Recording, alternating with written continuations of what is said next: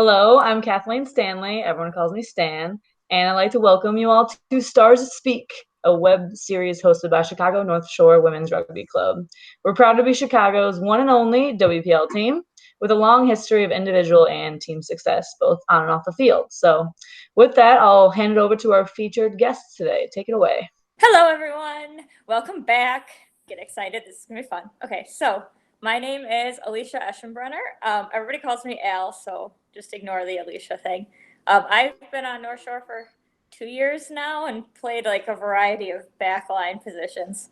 And I'm super excited. We're going to learn a bunch about nutrition today, actually, with Nova, who's here with us. So I'm going to turn it over to her and let her introduce herself. So something like when you played, what you do now, stuff like that.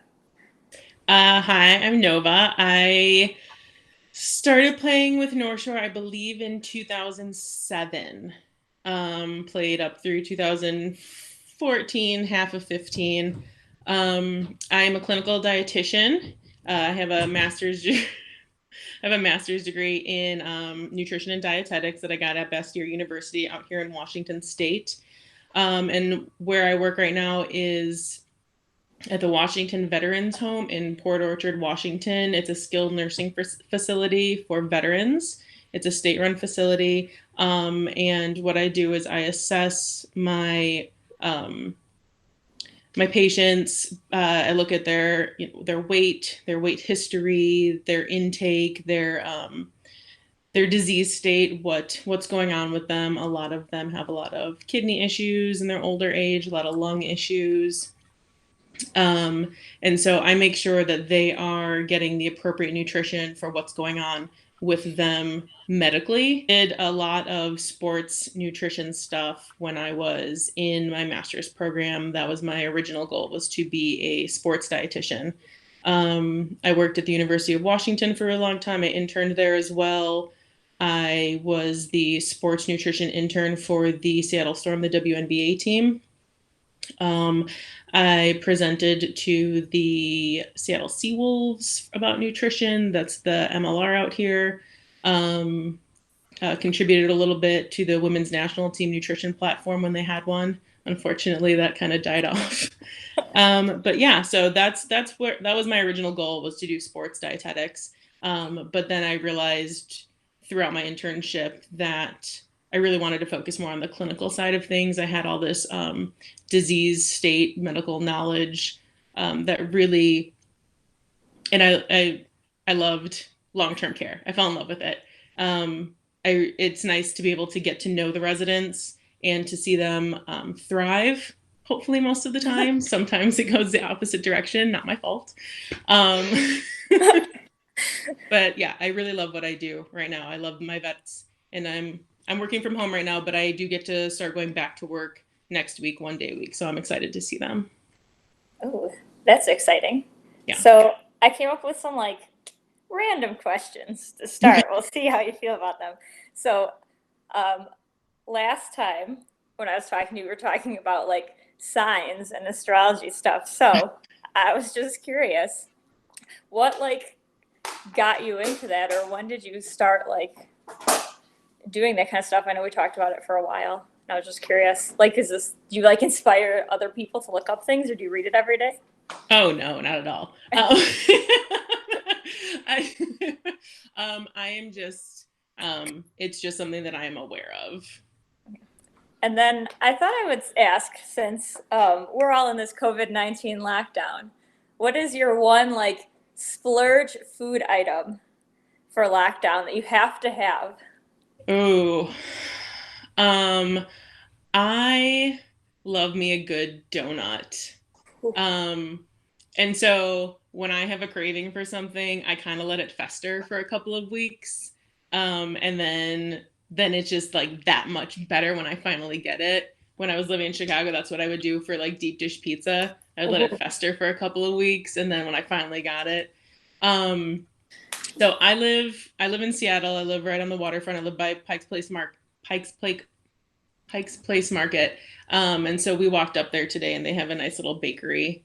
So we got some fresh baguette and a croissant. And so probably I feel like I'm doing a lot more sweets than I normally would in lockdown, but I'm also exercising more, so it's fine. I guess my next question is going more towards like North Shore. What was your like favorite North Shore experience or like memory from when you used to play or when you were involved more day to day? Um, oh my God, there's so many. But I really, when I look back on North Shore, and like the best time with North Shore was, I think, the 2010 season. That was the click click boom season, and I wanted to wear my click click shirt, but it's dirty. But that was the season. That was the first season that we went to the Final Four. And John was our coach, and he was always telling us, it's just gonna click, it's gonna click, it's gonna click. And then like we were in Detroit and we were murdering them. Like every kickoff we were scoring a try. It was amazing. And we just kept yelling on the field like click, click, boom. But yeah, that was a wonderful season. And obviously, just winning the national championship the next year was amazing too. But I think that 2010 season really, really brought us as close together as we could as a team. And moving forward, that just escalated how North Shore played together. I loved it. I love hearing stories because I feel like even though I didn't get to play with you guys, I love like meeting you and hearing things about that. So that made me happy. So I was just curious, did anything that you like did through North Shore lead you into wanting to go into nutrition, or it was just always something in the back of your brain that you were like, oh, I like this? No, actually it wasn't always something in the back of my brain. I was playing, and Claire Ray, she's an old girl now too. She's back in Chicago now. We started lifting together, and I think it was after 2011 that she moved to California, and also Sarah Walsh moved to California, and like so we had a massive, massive scrum. There were just large girls, and we were amazing. But so they moved away, and in my mind, I was like, okay, I really need to step up my game. Because they were such forces on the field that I felt I wanted to fill their shoes. So I kept lifting after Claire left, and I really started focusing on my own personal nutrition. I stopped, I'm a vegetarian. So there are complications with being a vegetarian athlete. You do need to focus more on your protein intake and make sure that you are getting enough and doing the right combinations of protein to get all your essential amino acids. So I really started cooking a lot, making my own like black bean burgers, and just focusing on, making sure that I was getting more protein, a good variety of protein. And then I kept with the lifting, and I got in really great shape. And then I got laid off from my job at the hospital, and I didn't want to continue that line of work. So I was like, well, what should I do now? And I had been really into cooking. I thought about going to culinary school, but then I realized I don't want to just cook great food for people. I want to teach them how to do it themselves and how to, fuel themselves. And, having had been an athlete for however many years, that's where the idea of becoming a sports dietitian came from. Oh, wow. Getting laid off. Isn't that how all great things start, though? It is. It was the best thing that ever happened to me. I know. So the funny thing is, while you're saying that, the first thing that came to my mind was, so no carnivore diet for Nova. No carnivore diet for anybody, please. So you kind of answered this question for me, right? I was going to ask you what your like journey was like through like athletics and nutrition, but it sounds like you had some people who influenced you and it kind of led you that way. Yeah, I would say that's accurate. Okay. So then I guess my question is a lot of people tend to think like nutrition is like, some people are under the impression it's like one fits all, and that's not true. And so I was just curious, like, what are some things that have worked for you in the past versus some things have worked for like other people that you could share? Well, so 100% nutrition is not one size fits all by any means. Everyone's body is different. Everyone needs different things. Everyone has different tastes and like that alone. Everyone has a different relationship with food. So like I said, I already touched on like making sure that I was getting enough and a variety of proteins in my vegetarian diet. That's what worked for me, and that's what I needed to focus on personally. And that doesn't necessarily, um, obviously, doesn't need to work for other people because other people eat meat. I guess then, like, maybe just in terms of like, so you used to work like WNBA versus now you work with like people who are more sick and it's more like specialized. Did you Okay. find like when you used to work with like teams of people, was there like an overall like type of thing that you used to do for everyone, or was it still very like? So for athletes, honestly, it's pretty standard, and I put that in quotes. You want to make sure that you're fueling appropriately, making sure that you're getting enough carbohydrates to fuel. That is your source of fuel. It's glucose. It's stored in your muscles as glycogen, and that is what every single athlete needs to perform. That's what our bodies were meant to run on. That's why we evolved to run on glucose and not ketones. And with athletes specifically, anywhere from club level up to professional, like it's all about the buy-in. If you focus on nutrition, if you believe that nutrition can increase your performance, which it can when done appropriately, that's when you're going to focus on it. And that's when you're going to, make it a priority and really listen to your sports dietitian and pay attention to what you're eating, when you're recovering, when you're refueling, things like that. So, like I said, anyway, I worked with a professional athlete who lived off Red Bull and bagels. Like it wasn't the healthiest, but you know what? She was a professional athlete. She was very young. That's what she did. And I've had college athletes who have 100% bought in and like really changed their game and really changed their fueling strategies and have noticed increased performance almost immediately. So it's all about the buy-in and how much priority and time you're going to give to it. It's the information is there for everybody. For the most part, I mean, depending, like obviously, you have diabetic athletes and you have people that have very specific needs, and there are variations depending on your sport. Um, but for the most part, athletes need to fuel appropriately with carbs, with protein, with healthy fats, and the timing is really important. Yeah. So then I guess to follow up on that, do you have any thoughts on like, so now there's like all these trends in nutrition, right? Like, oh, I should count macros, or I should do this, or I should do that. And all these things are being thrown at people. And I was just curious your overall thoughts on some of the bigger trends that are coming out now. Yeah, so counting macros honestly can't. Okay, there's one. I've seen people do great things counting macros. Changing body composition means, losing fat, building muscle.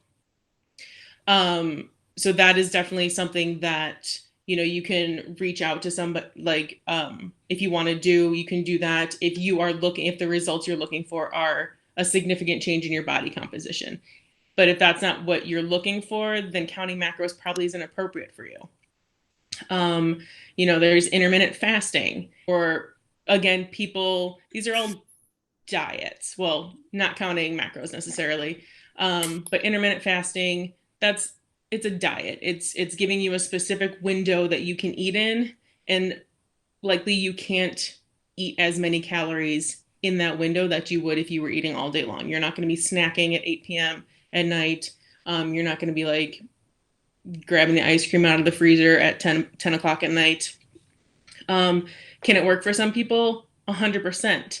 The question is always, does it work for you, and is it sustainable? Is this a change that you can make forever? Because that's what your nutrition is. These are these diets that tell you to eliminate an entire food group, like keto, where it's really low carb. It's not sustainable. That's not something that most people can do for the rest of their life. And what you're doing when you're restricting yourself so severely, like the carnivore diet, is you just really, really crave that shit that you can't have. Like that's just what you want because you're told you can't have it. I forgot where I was going. It's okay. I, Oh, yeah. Again, it needs to fit into your lifestyle. So if you're doing intermittent fasting, is that going to stop you from like going out to dinner with your friends? Is that going to stop you from celebrating at, a birthday party or going to brunch with your people? Doing keto again that's a big one. It's really hard to go out to eat on keto. Like, are you going to be sacrificing certain things for this very restrictive diet that may not you may not need to do to get the results you're looking for? so then I guess following on that like similar trend, I guess when people talk about exercising, they always say like, oh, well, if you consistently do the same exercise, it'll eventually hit a point where it won't work anymore. And I was just curious, like, as far as nutrition wise, you're saying, well, keto, you'd have to stick with it forever. So when you think about your nutrition and you pick something, are you making a decision you'd stick with and you should consistently see results, or will like cap out at some point? So with keto, the point of keto is putting your body into a state of ketosis where your body is burning fat for energy instead of carbohydrates. Instead of using glucose, you're using ketones. So the thing is that you have to be really strict with that to get yourself to the state of ketosis. And the second you have, that celebratory glass of wine, or the second you have like half a bagel because you really want it, boom, you're done. You need to start over. So that's why I say that it's not really sustainable.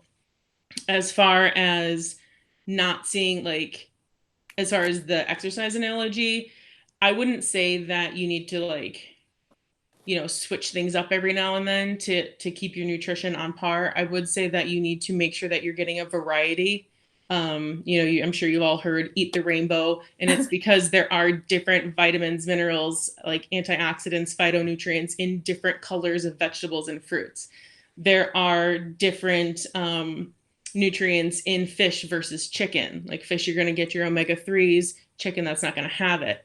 So it's important to make sure that you're eating appropriately for what you're doing. And again, we're talking athletes, so you're making sure that you're fueling for whatever type of activity you've done that day or you're doing that day. And I sent Stan a PDF of the athlete's plate, and it breaks it down to like on off days or light days, moderate training days, and then game day, like how your plate should look.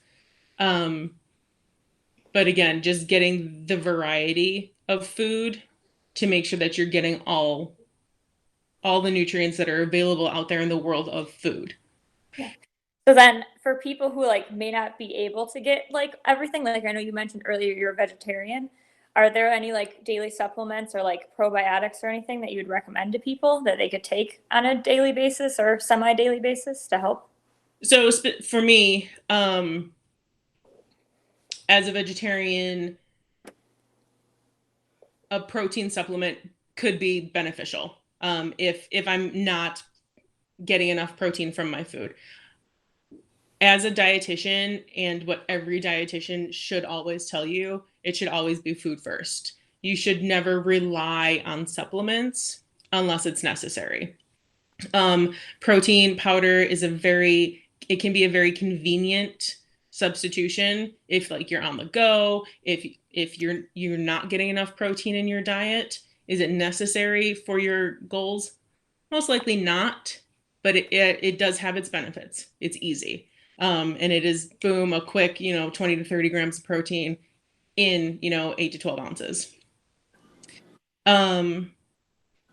So supplements, we can talk about like specific supplements for performance. I know there's a lot of them out there. That I know collagen is getting a lot of talk these days, and collagen can be really beneficial for like rugby players who are in a high impact sport. You have to make sure that you're taking the right collagen though. You want type 2. That's the type of collagen that is in your joints and in your connective tissues. Type 1 is skin and hair. Type 3 is in your organs. So type 2 collagen. It's also important to take it with vitamin C, because vitamin C is crucial in the pathways in your body that form the collagen. So you want to take your collagen with vitamin C, and you want to take that like 30 to 60 minutes before activity, because there's a very specific window when collagen synthesis happens in your body, and it's during that exercise. So I actually presented on this a couple of times in school and when I was an intern.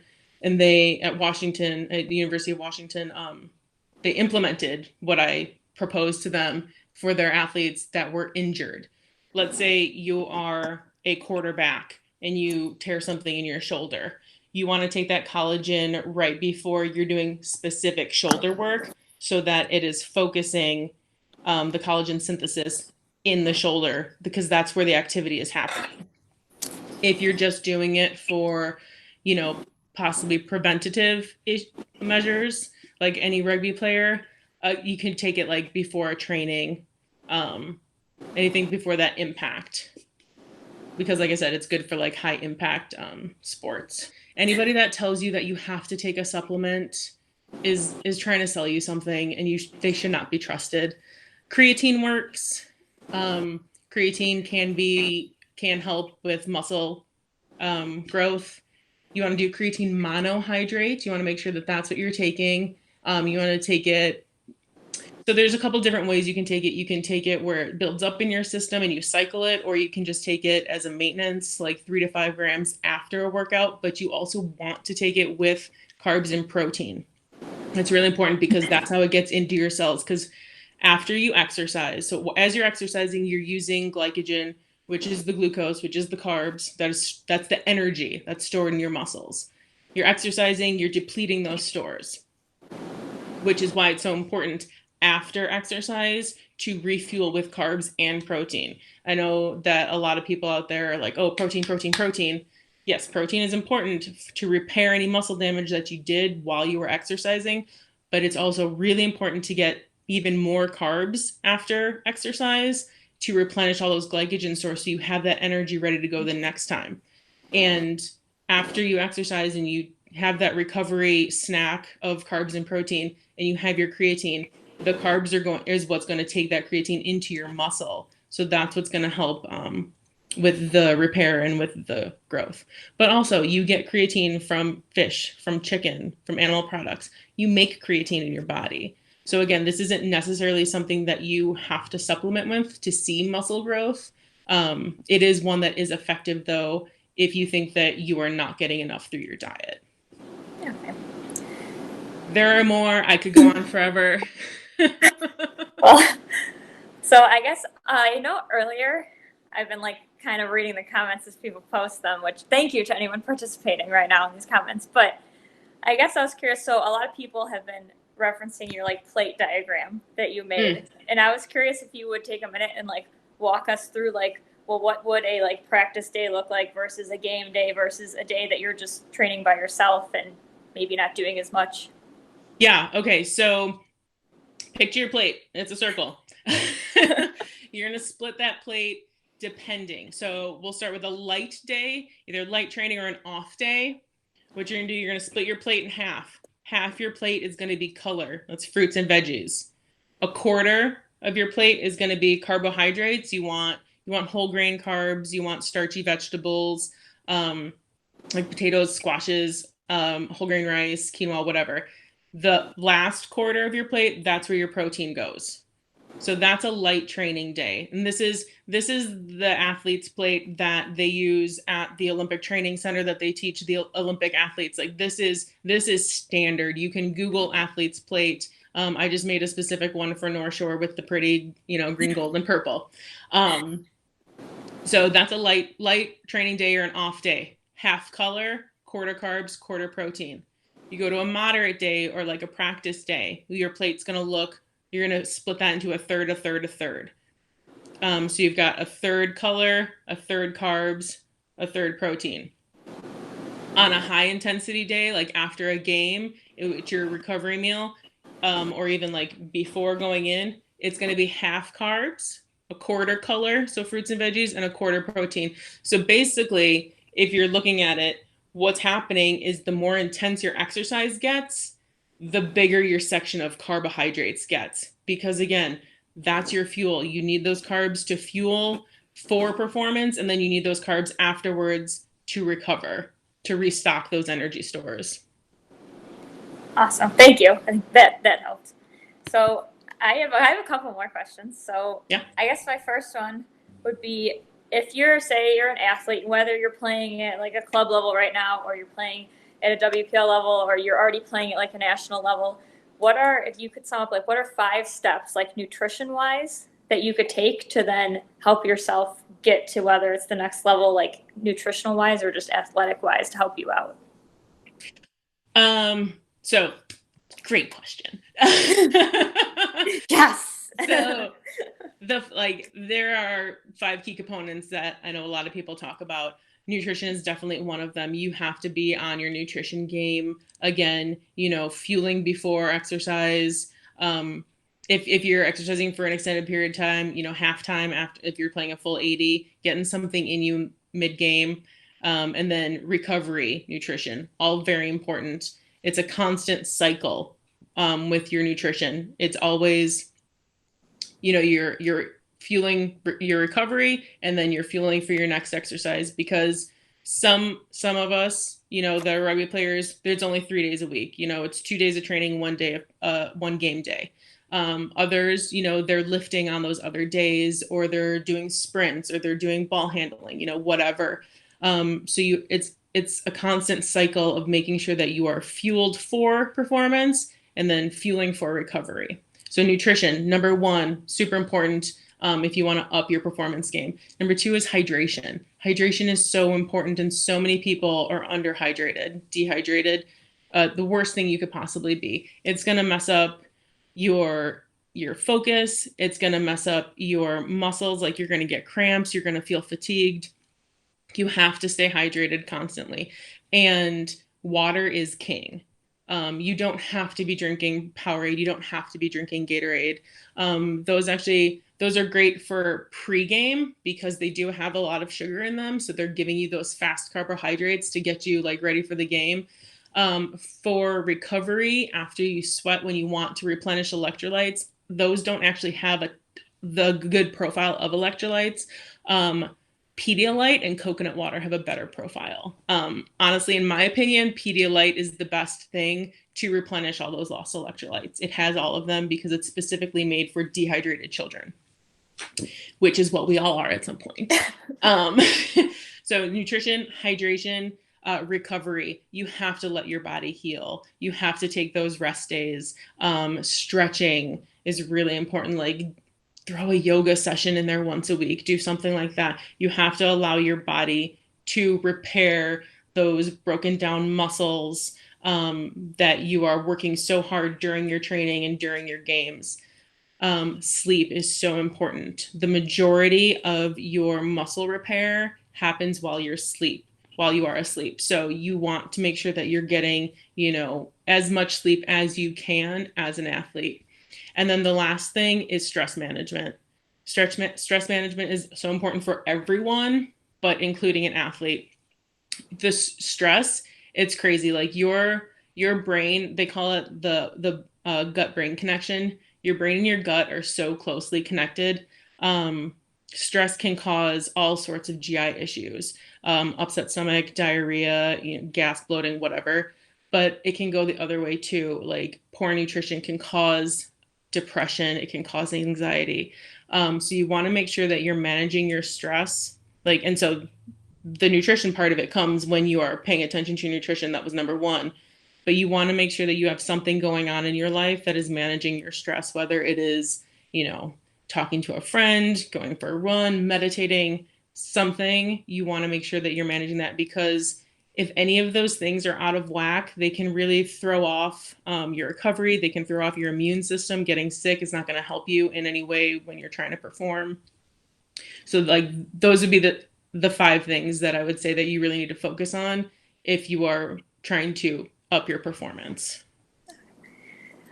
And then I guess, what's the big difference? So you've worked at many different levels, I guess you could say, in different communities of nutrition. And I was just curious, what are some of the biggest differences you've seen between say the WNBA versus the people you work with now versus when you worked at other club levels and stuff? Again, it's all about buy-in.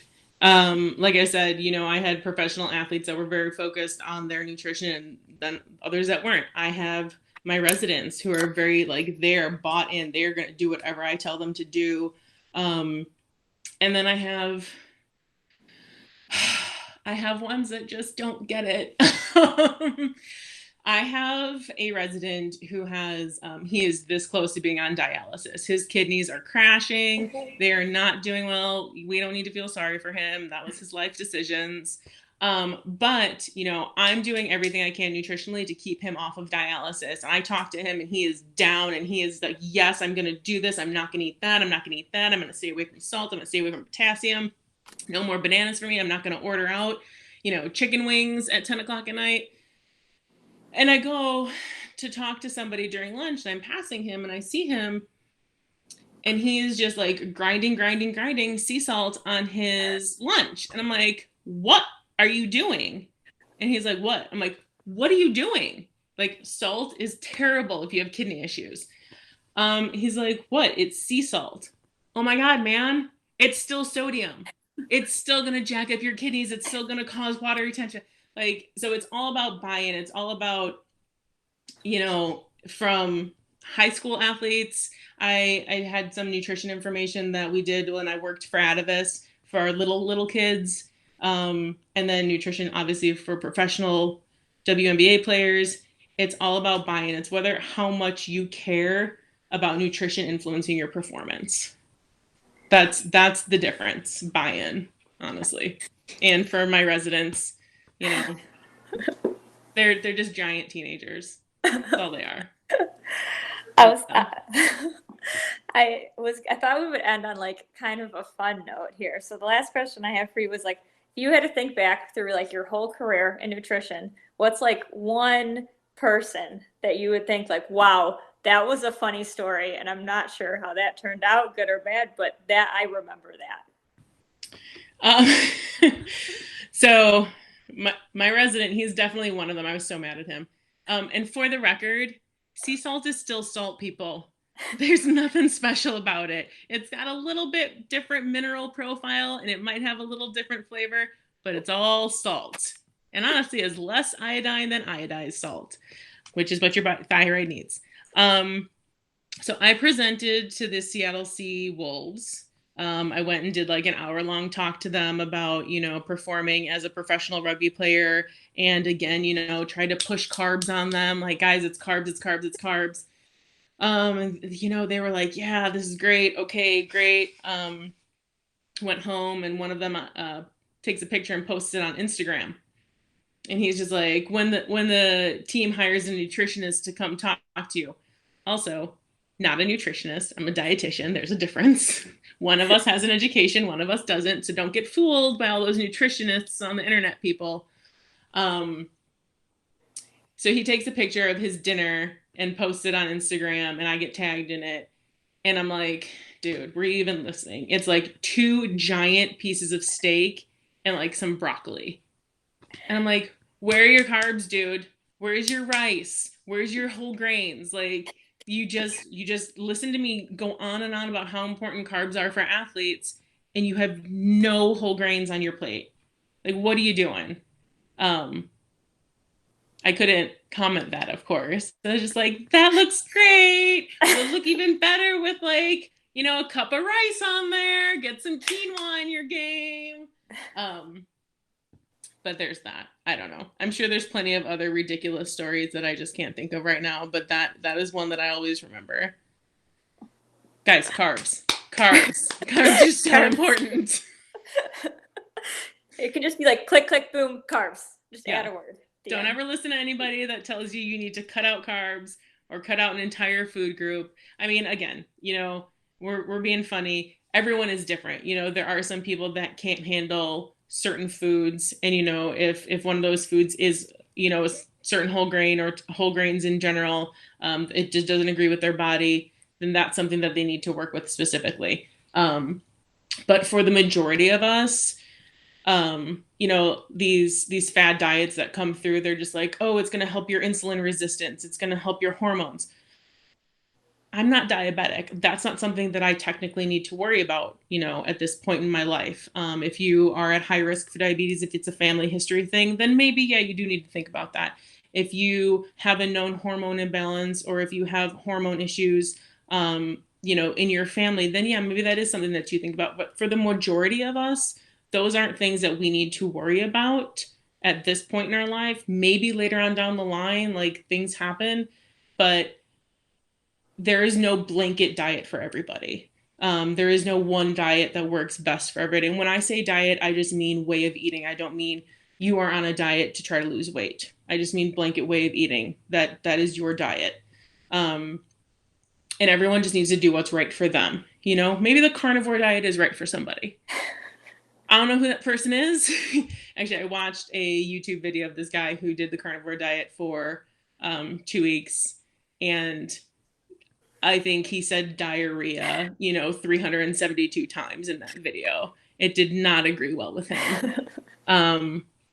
But you know what? He did recognize that it is a great way to really eliminate everything in your diet except meat that could potentially be causing inflammation, or that could be causing, gastrointestinal issues. And then you do that for 2 weeks, and then you start reintroducing foods. And then that's how you figure out, like, oh, I do have a lot of gas when I eat quinoa, whatever. I have a friend that happens to, so that's why I came up with that. So yeah, everybody's different, but specifically for athletes, you just really need to fuel for performance and recovery. And then it's a continued cycle: fuel for performance, fuel for recovery. And it's all about carbs and protein. And I see that Jenny wanted to know about a good probiotic. So something that's really great for your gut health is, one, making sure that you're getting enough fiber, so no fruits and veggies in your diet. Get some fermented foods, so like kefir, miso, yogurt. What is the fermented spicy cabbage stuff? Jenny, help me out. There we go. Kimchi.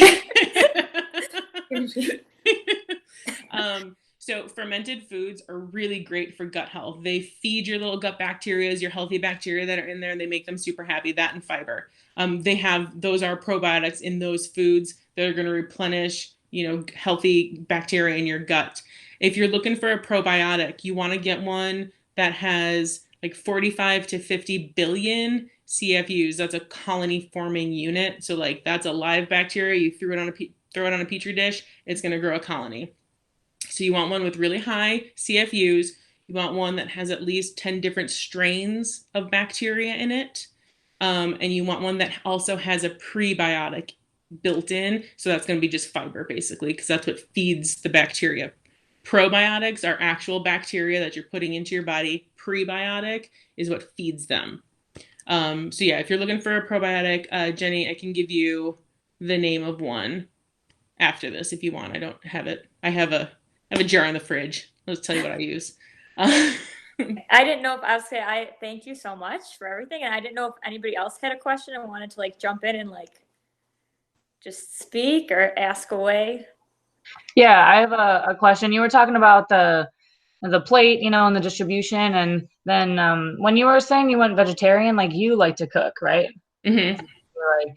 But what would you say for, I guess, anyone, like, for getting like packaged foods or eating out versus like cooking yourself?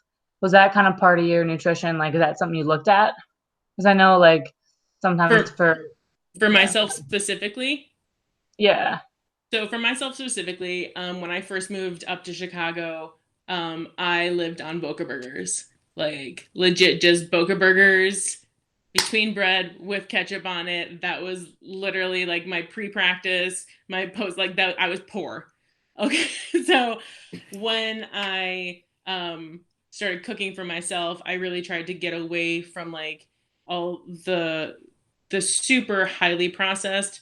Now, I don't want to like just completely downtrodden on processed foods. Pretty much all foods are processed, and it's some people, that's what they need because that's what they can afford. So we can't forget about those people.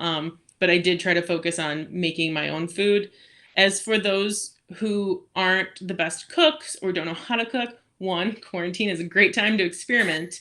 Two, um, there are plenty of options out there for assembly cooking. So you can get, the package of Uncle Ben's like brown rice. You can get, shredded chicken, pre-cooked chicken breast, or, a rotisserie chicken and shred it yourself. You can get frozen vegetables that will steam in the microwave, and boom, you have a beautiful plate right there with some whole grains, some high quality protein, and some vegetables for your color.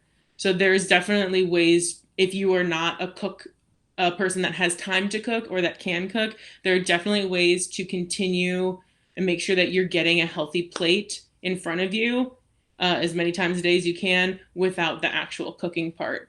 Like I said, it's like assembly cooking. Okay, thanks. Yeah, because during the season, I mean, like you have to eat a lot, right? Even more so, maybe, right, to recover and to keep fueling, but like you have less time and you have less time to Right, sleep, but you like need it more. So, right. okay, that's helpful. Yeah, to kind of put And together that. that and that's when, maybe a protein shake comes in handy. But also chocolate milk is a magic recovery. It has, 2 to 1 carbs to protein. It's great, have that with a piece of fruit or something. Um, if you want a protein bar or something like that, I would recommend the ones with like the fewest amount of ingredients. So like RX bars, Kind bars, Lara bars, they all have their protein versions. Um, so there are definitely an appropriate time and place for a supplement or for, that meal bar. It's just making sure that that isn't your automatic go-to unless it's necessary, because you're gonna get more when you eat food. Like I didn't touch on BCAAs, but a lot of people supplement with branched chain amino acids. Mm. Um, they do help eliminate soreness with recovery, but they don't promote muscle growth. You know what does promote muscle growth? Just a piece of chicken. It's going to have all your branched chain amino acids in there, plus all your other essential amino acids, plus protein for recovery. So you're better off, and it's a lot cheaper to get 3 ounces of chicken than to spend it, $20-$30 on that jar of BCAAs that you get at GNC.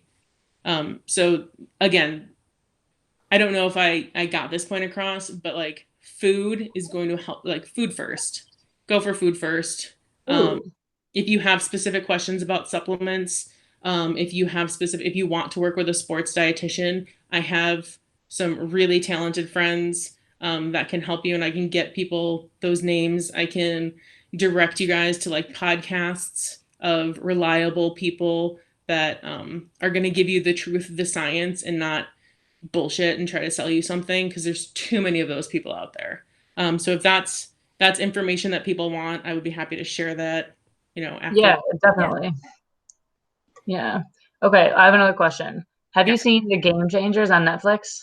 I have not watched the whole thing. I've seen part of it. Um, and that's another thing, like, a lot of, I don't know the specifics about Game Changers. I know that other, documentaries that came out and like freaked everybody else out. There are very specific people that back those those programmings or those documentaries that are trying to sell you what they're trying to sell you. Um, and the Game Changers really lost me when they're just like heme iron, which is the iron that is in animal meat, animal protein. It's a different kind of iron that's in plant-based protein. Like heme iron causes inflammation. I'm like, whoa, whoa, whoa, whoa, whoa. What? That's where they completely lost me. There are studies out there that specific groups fund, like the Dairy Council. The Dairy Council spent a lot of money making sure that dairy had its own spot on the food pyramid, or the government standard healthy plate. That the your drink is milk. It's not water, it's milk. Um, so there are people out there, there are groups out there that fund specific studies that want specific results, and then those results are used to influence people to do what they want, which is, buy more milk or not buy milk at all.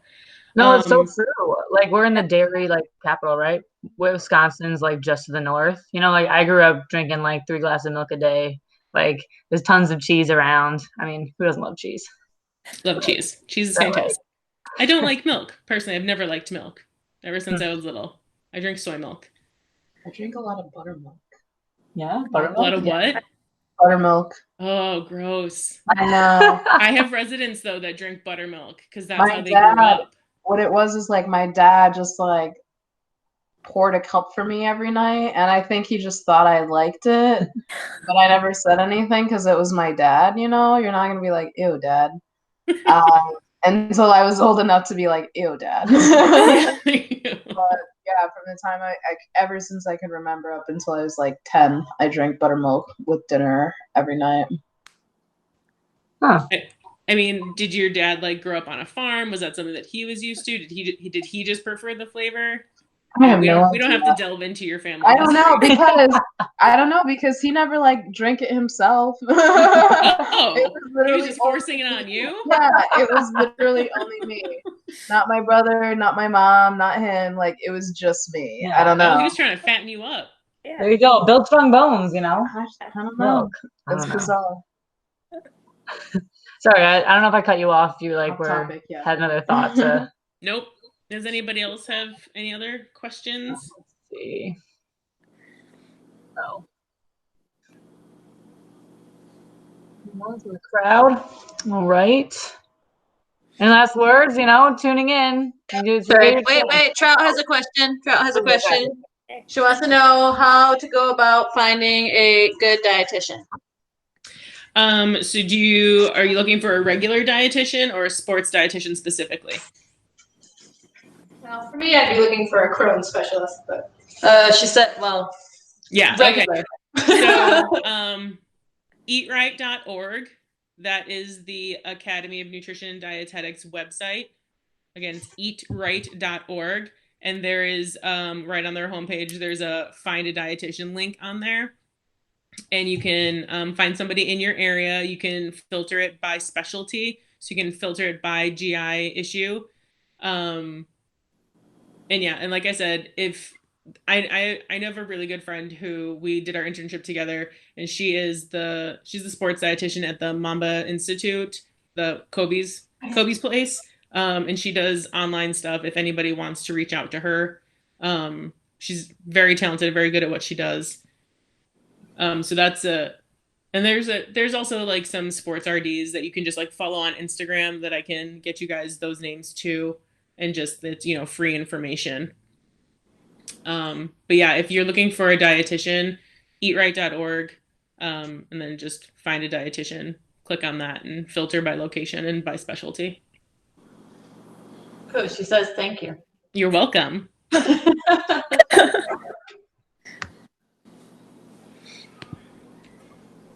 Anything else, kids? Anything? Cheryl? Short bus. Hey, I miss you. Man, I have my biggest problem is gut health, and you kind of touched on a lot of that already. Yeah, gut health can be really tricky because it's really hard to specify what is causing the issue. And unfortunately, medical doctors don't get a lot of nutrition training. They get like, I think, one class, and then they can look deeper into it if they want to. So as far as like elimination diets, figuring that out, you really need to find a dietitian that specializes in that. And there's so many issues that could be happening. There's IBD, IBS, there's SIBO, there's a multitude, and it's really hard to pinpoint what's going on. Celiac, you got to do your best bet is to do go into your gut and pull out a little chunk of it and test it under a microscope. So obviously that's no fun. So yeah, gut health can be tricky because there's so many factors. Again, nutrition, hydration, stress, all of it. But finding a dietitian that specializes in GI health, that would be the best place to start, in my opinion. If you've seen a doctor and they have no idea what's going on with you, or if they're just like guessing, pulling straws, giving you random advice, And also, if you do have GI issues and you go to your doctor, they can refer you to a dietitian and insurance will cover it. So definitely inquire about that if you have GI issues and your doctor isn't really figuring it out. Have them refer you to a dietitian. They always have one available, and then your insurance will cover it. Okay, sweet.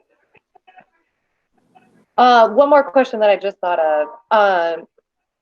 So when you were talking about what to eat, like as far as on practice day and game day, you were referring to that as recovery meals, right? Like what you eat afterwards. Well, no, it's also fueling for games and for training. So So same type of breakdown before. yeah. So you want to, let's take Saturday for example. You've got a game on Saturday at like noon. You can start fueling, like everyone talked about, like the Friday night carbo load. It's okay. It's not your best strategy because again, like you want to be building up to that. It's with rugby specifically, it's a week-long process, fueling for performance and then fueling for recovery.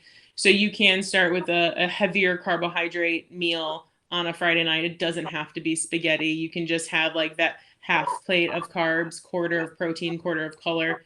And then Saturday morning, you want to have a good carb heavy breakfast, 3 to 4 hours before a game, have yourself some oatmeal with some berries in there, have some yogurt with that. You do want to have some protein as well. Nothing new though. You don't like game day is not the day to experiment with anything new for fueling. And you really want to stay away from anything that's high fat on game day. Protein and fat take longer to digest. That's why they keep you fuller longer. So that's going to sit in your stomach a lot longer than a carb. So start with 3 to 4 hours ahead of time. So you got a noontime game. Let's say 8 a.m. You're having like a nice a couple pieces of toast with some eggs or a nice big bowl of cereal. You're hydrating. You're starting to hydrate, Friday. You're hydrating Saturday morning. We're moving into, a couple of hours before game time. You can have a snack of, more quick digesting carbohydrates. My personal go-to are fig bars. They're like the Nature's Bakery fig bars. I love those for pregame and halftime. They're like the perfect little compact, like just quick carbs, and they're delicious. 30 to 60 minutes before game time, that's when you can have like your gels or your, shock blocks or, pretzels, fruit, dried fruit, things like that. That is just boom, super quick carbs. That's going to fuel you for your first half. Also fueling this whole time. That 30 to 60 minutes is also a good time to, if you wanted to get some Gatorade in you. Halftime, you want to refuel. Again, like my go-to are the fig bars. You can have pretzels, you can have fruit, you can have the shock blocks. Also, look at serving sizes. Oh, there's a bunny on my porch. Shock blocks, your serving size is the whole thing. It's not one block, it's all 5 or 7 of them, however many's in there. So you got to think about those things. You probably don't need all 7 of them for the second half of a 80-minute game. But get something at halftime besides just water if you can. After the game, 45 minutes after the game, that's when you want to start thinking about, okay, I've expended all of my stored energy. I need to start putting it back in. So that's when you want to get carbs and also some protein to start that muscle repair. Again, you want 2 to 1, 3 to 1 carbs to protein. If you can't eat, go for like a smoothie with yogurt in there for some protein. Chocolate milk is a great option. I personally always kept an apple and almonds in my car for after practice, and that I ate that on the drive home. And then when I got home, I had a meal. And then your recovery meal, which is, a couple hours after that post-game snack, that's when, again, you want that half a plate of carbs, quarter of protein, quarter of color, fruits and veggies. And so that's your day. And that's a lot of nutrition and a lot to remember and a lot to plan for. And I understand that. But again, like if we're looking to, you know, get you to the best place that you can be physically and for performance and recovery, like nutrition is a big part of it. And that's why you have to buy into it and you have to really commit to it, because it is such a big part of your day, of your game life, of your, you know, athletic career. It's awesome. Anything else? I was just gonna say, like, all this information, I'm not sure if you're, you know, hopefully the WPL season is a go this fall. You know, we're still like waiting to hear back. But it would be great to have you, you know, coincide some trip to Chicago with kind of visiting and kind of giving us, you know, the lowdown, especially because WPL is it's so travel heavy, right? And so we're not just like driving to the game every day. It's like, you know, it's like we're going on plane trips, you know, maybe we're saying the weekend, just kind of ways like mentally buy in right beforehand so we kind of can prepare. Because sometimes mentally, right, once you kind of fall off the wagon, you're like, whatever, forget it, you know, like it's not worth it. So yeah, I get that. When I was at UW, we always made travel snack bags, and it was a gallon-sized baggie of, you know, protein, carbs, and then like a note reminder to hydrate. And so if that's something the team wanted to do, like if you guys had the money, like go to Costco and grab like a giant thing of like, you know, fruit snacks and like protein bars or whatever. But yeah, nutrition and traveling, there's a whole other section of that. Like flying is dehydrating. Flying, you are in a cesspool of germs. So you really want to make sure to get some extra protein. Protein helps your immune system. If you can get like an extra little bump of protein that morning before you fly, that's going to help your immune system. Like it could just be an extra egg with your breakfast. You know, take some beef jerky on the plane with you, something like that. So yeah, there's a whole other traveling and nutrition situation. I mean, you really are fueling your body for life, not just for athletics. So it is a big part of everything that we do. Makes a lot of sense. Thank you. Always have your water bottle with you, especially on a Always. plane. Yes. Always. In the summer, like last summer sevens, we did like water challenges, you know, not to like unhealthily, right? But just making sure you're getting to that like 108 ounces or whatever a day that we were trying to rehydrate for, especially in the heat, you know, the summer. Yeah. So, all right. Thank you everyone for joining us.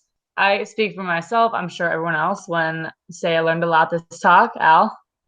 Yeah, I would say thank you so much. Learned a lot. You're welcome. I hope so. I hope I didn't just ramble too much.